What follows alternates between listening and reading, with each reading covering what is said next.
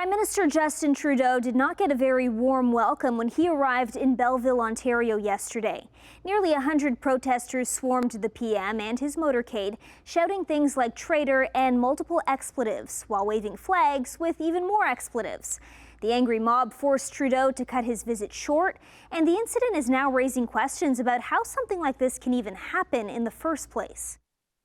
You're a criminal. You're the reason why my kids can't get a apartment, nothing. An event for Prime Minister Justin Trudeau was cut short in Belleville, Ontario this week after nearly 100 protesters surrounded him and his motorcade.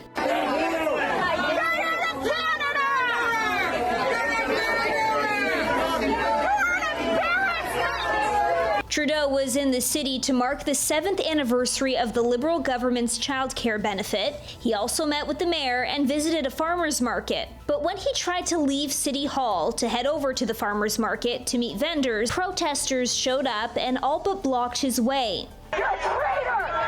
Get out of here, traitor! Some of the anti-Trudeau protesters were holding Trump flags, others waving around ones that read F Trudeau, while many were screaming expletives about the government and the media. Some shouted traitor and shame at the Prime Minister as well.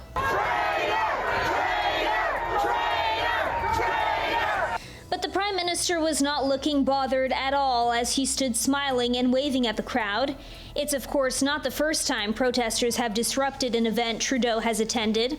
Most notably during the 2021 federal election campaign, the Prime Minister was hit by gravel rocks at a stop in London, Ontario. The perpetrator sentenced to 90 days of house arrest.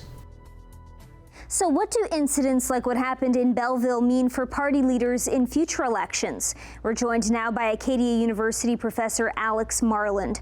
Professor, how are aggressive people like this allowed to get that close to the Prime Minister in the first place?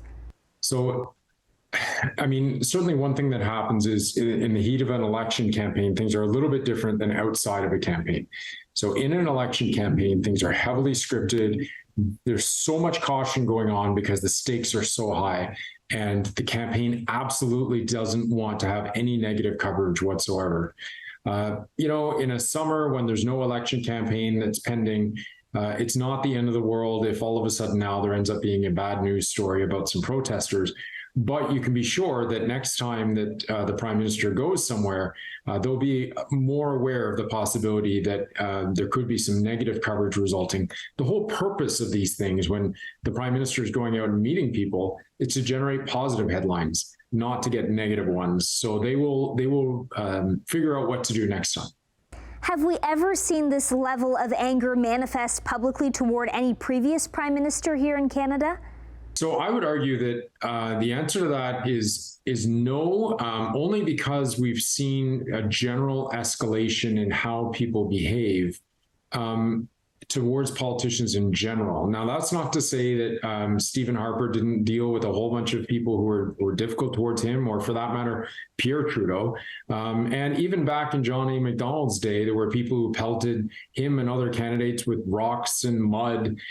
So none of this is necessarily new. But I think the difference is just the scale and frequency of it, that it seems to be almost somehow acceptable now that it's okay that part of protesting somehow involves going out and swearing and yelling and saying awful things.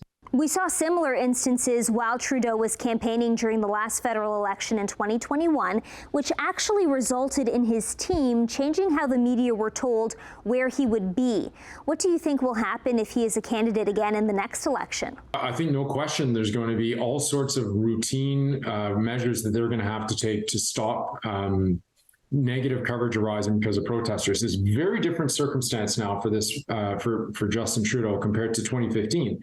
2015, when he becomes prime minister, he was running in a campaign where he had no record of his own.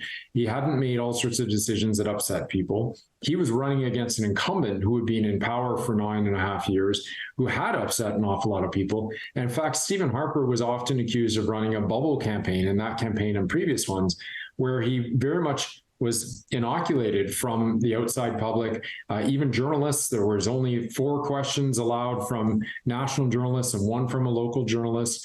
And it was really about trying to clamp down and hone in on the message to be able to control the message next time, Justin Trudeau is going to have to make sure that the news stories don't end up generating this negative momentum of seeing all these people protesting who are angry and who are frustrated.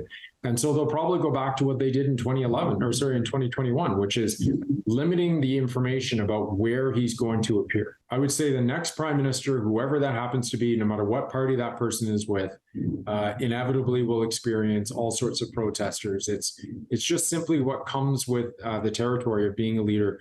The longer you're in power or the more that you make controversial decisions, the more you're going to upset people. As I said, to me, I think one of the differences now is that somehow vulgarities are acceptable, which, really enters somebody's personal space when you starting to make threats that can, potentially escalate into the possibility of violence. Thank you so much for joining us, Professor. All right. Thank you for having me on the program.